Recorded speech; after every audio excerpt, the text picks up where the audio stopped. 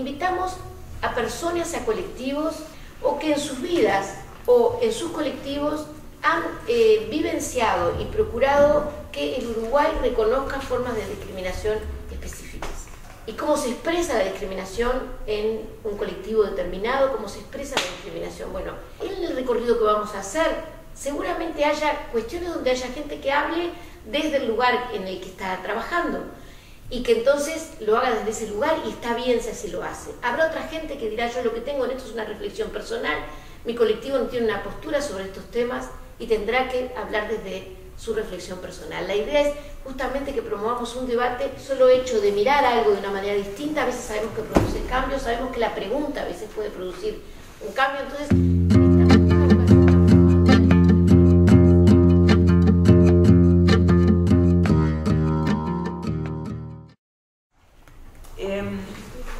Cuando nos ponemos a trabajar en el tema de la interseccionalidad, nos surgen un conjunto de preguntas y, en definitiva, esta instancia de diálogo y de discusión tiene que ver con seguir pensándola. Este concepto, si bien tiene un origen, hay varios modos de pensar cómo se origina el concepto, ¿no? A veces un concepto o una idea está presente en las ideas antes de que surja el término de la palabra específica interseccionalidad. Ahora, como tal, se le atribuye a Kimberly Crenshaw que en el año 1989, desde el feminismo negro norteamericano, instituye, digamos, este término y aporta una definición. La interseccionalidad como expresión de un sistema complejo de estructuras de opresión que son múltiples y simultáneas. Y después dice, en una obra posterior, la subordinación interseccional es la consecuencia de un factor de discriminación que al interactuar con otros mecanismos de opresión ya existentes, crean en conjunto una nueva dimensión de desempoderamiento. Algunos años después, en los 90, se empieza a hablar de la interseccionalidad como un paradigma, es decir, como un conjunto de teoría, normativa y aportes de investigación empírica. Y hay autoras que plantean que esta idea de la interseccionalidad como paradigma tiene algunos presupuestos de base, tiene algunos componentes. Son 6 para este conjunto de autores, ¿no?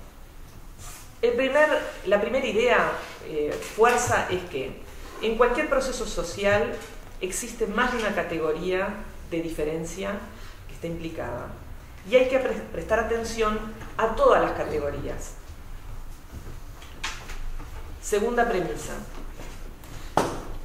Las relaciones entre las categorías son variables y además son abiertas en el tiempo.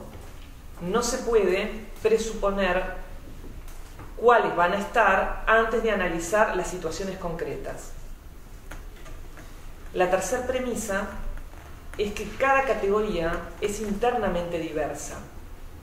No se puede hablar, por ejemplo, de lo negro, como si el color de piel fuera en sí homogéneo para todas las personas, o ser blanca, o ser blanco, o ser gay, signifique una categoría homogénea en sí misma. Cuarta premisa. Las categorías de diferencia son entendidas como dinámicas entre factores individuales, colectivos e institucionales. Factores que en sí mismos además son circunstanciales. Quinta premisa. La investigación que se apoye en un paradigma interseccional debe considerar las categorías en varios niveles de análisis e interrogar las interacciones entre los distintos niveles. La sexta premisa es que no es un concepto terminado, sino que requiere de nuevos desarrollos e investigaciones de modo tal de poder ampliar sus dimensiones explicativas. Junto con los materiales que buscamos que teorizan sobre este conjunto, este sistema complejo de discriminaciones que actúan en personas concretas, también encontramos bibliografía que critica el concepto de la interseccionalidad. El primero, existen muchas formulaciones y conceptos para describir las relaciones que existen entre clase, raza, etnia y género. Algunos hablan de sistemas de opresión, otros hablan de categorías analíticas para entender. Por lo tanto, decir, hacemos intersección o pensamos interseccionalmente la clase, la etnia, el género, la orientación sexual, la discapacidad, en realidad no dice mucho si es que no seguimos profundizando cuáles son las definiciones que implican todas esas categorías. Segunda crítica. La idea de la interseccionalidad se ha asociado muchas veces a algo que es casi intuitivo, y es la idea de lo acumulativo, de la aritmética, de lo que se suma, ¿verdad? Intuitivamente podemos decir, sí, claro, las distintas categorías o las distintas marcas de diferencia lo que producen es una sumatoria.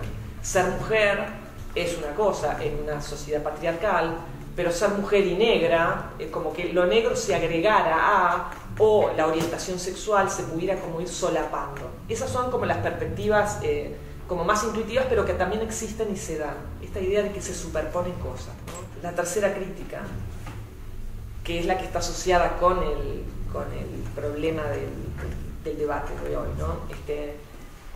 Dado un conjunto importante de cruces y de discriminaciones múltiples, ¿cómo hacemos para evitar o cómo hacemos para considerar si hay una condición que es principal, una contradicción principal, y cuáles serían las contradicciones secundarias, digamos, al problema? ¿Qué es lo que voy a priorizar?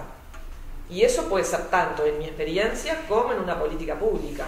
La cuarta se refiere a que el propio término interseccionalidad es como un término que es contradictorio, es un contrasentido. Pensar que existen distintas secciones que están como haciendo conjunto y que van interseccionándose, es como que hubiera componentes que están separados y que se superponen. En realidad, todas estas dimensiones no son ajenas, no están por separado, no operan en sujetos concretos que tenemos todo, ¿no?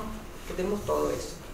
Es decir, la interseccionalidad es una categoría potente, porque hay incluso gente que dice, es la mayor contribución de los estudios de género, el concepto de la interseccionalidad, pensar las cosas cruzadas. Por otro lado, cuando hacemos la recopilación de afiches que tiene que ver con el modo en que se muestran los problemas de discriminación en América Latina, lo que notamos, a vuelo de pájaro, es que la interseccionalidad no es un concepto fuerte que esté presente, sino que muy por el contrario, los movimientos, los países, porque son afiches institucionales en algunos casos, en otros son de movimientos sociales, en realidad no. Hay algunos excepcionales que parecen asumir el paradigma. En el resto, más bien, está esta cosa de, la política de la identidad, ¿verdad? Más marcada. Sobre el tema planteado, es claro que nuestra especialidad no es la sociología, ¿verdad? Es decir, que ahí vamos a hablar bastante de oído y lo poquito que podemos reflexionar casi que a título personal. Resulta bien evidente que hay muchas dimensiones en la discriminación, como se mencionó. Incluso en material repartido aparecen 5 o 6 dimensiones. De mañana me puse a pensar y en 10 minutos se me ocurrieron como 15 dimensiones distintas, ¿verdad? Y uno empieza a sumar y decía, una persona, y si es gorda y es discriminada, sí, es discriminada, y si vive en tal barrio, o si se viste de tal forma. Claramente, y estoy mirándolo desde el punto de vista de ingeniería, si tenemos una categoría con 2 valores, hay 2 grupos, ¿verdad? Si tenemos 2 categorías con 2 valores, hay 4 grupos posibles. Si tenemos 3 hay 8, si tenemos 4 hay 16, si tenemos 10 hay 1024 combinaciones posibles. Si yo miro, entran 1500 estudiantes de la facultad, si tuviéramos todas esas combinaciones, habría una persona en cada categoría. Parece que eso muestra alguna limitación que puede tener el enfoque interseccional, ¿verdad? Porque llevado a ese extremo, tendríamos muchos casilleros donde no hay nadie, muchos casilleros donde hay 1 o 2 personas. Entonces hay una limitación que hay que tener en cuenta. No creo, igual que no sea útil o que no sea potente. Creo que sí es potente, pero que tiene algunas limitaciones que hay que pensar o que reflexionar. La otra reflexión que podemos hacer es justamente cómo esa visión de lo interseccional se mapea o tiene una correspondencia con la noción de o comunidad o grupo, o, digamos, alguna forma, población específica. De nuevo, como decíamos, si en 10 categorías teníamos 1024 casilleros, ponemos 15 y ya llevamos, ¿verdad?, a los 500.000, bueno, y así seguimos. Entonces, creo que en la práctica en realidad suele haber grupos humanos que muchas veces justamente coinciden o tienen una alta correlación entre varias de las categorías de discriminación, y que también por eso muchas veces son esos grupos los que se organizan, los que pelean por sus derechos o por una mejor inserción. Y por supuesto que en la interna esos grupos no van a hacer énfasis en la diversidad, en lo que los distingue, sino que van a tratar de buscar qué es lo que los une, ¿no? Entonces me parece muy natural, digamos, que desde el punto de vista de la acción afirmativa, la perspectiva interseccional no siempre esté reflejada o esté reflejada más parcialmente. Igualmente pensamos que sí es una visión que tendría que tenerse en cuenta y que sin duda hay correlaciones fuertes. Nosotros los ingenieros muchas veces hablamos, ¿no?, de relaciones de primer orden, segundo orden, tercer orden. Claramente una visión simplemente de superposición, lo que sería desde el punto de vista ingenieril lineal, es demasiado acotada. Y la otra cosa que a mí también me parece interesante es una cosa que me parece que todos los seres humanos tenemos, que es la capacidad de crear nuevas categorías, ¿verdad? Como se dijo, es algo dinámico, y de discriminar. Entonces también me parece que es importante tratar de entender cuáles son los mecanismos de discriminación, con mecanismos que luego los seres humanos aplicamos a las categorías que inventamos. Siempre vamos a tener la posibilidad de construir lo propio separando lo otro. Me gustaría empezar tal vez por ubicar que cuando hablamos de un concepto tenemos que ubicarlo históricamente, o sea, en el momento que nace, y esto no es menor para lo que voy a decir, y también distinguirlo como categorías políticas, en el sentido de la acción de determinados movimientos, a lo que son categorías teóricas. Y esta distinción para mí es fundamental, porque a mí me parece útil el concepto de interseccionalidad en términos operativos, en términos políticos, en términos de acciones de movimientos. Lo plantea desde el lugar de romper cierta lógica sectorializada de las discriminaciones, buscando justamente un análisis más en la acción también política entre los movimientos, incorporar complejidades a su propio concepto, ¿no? Es decir, a su propia razón de ser, de lucha como sujeto histórico. Es decir, por ejemplo, que el movimiento de mujeres incorporara la dimensión de raza, etnia, de clase, etcétera, como parte de su propia lucha, y al revés, que el movimiento negro incorporara, etcétera, etcétera. Desde el punto de vista teórico, yo personalmente me ubico en analizar 4 conceptos estructurantes de la desigualdad que tienen que ver con el sexismo, el racismo, la heteronormatividad y el etnocentrismo.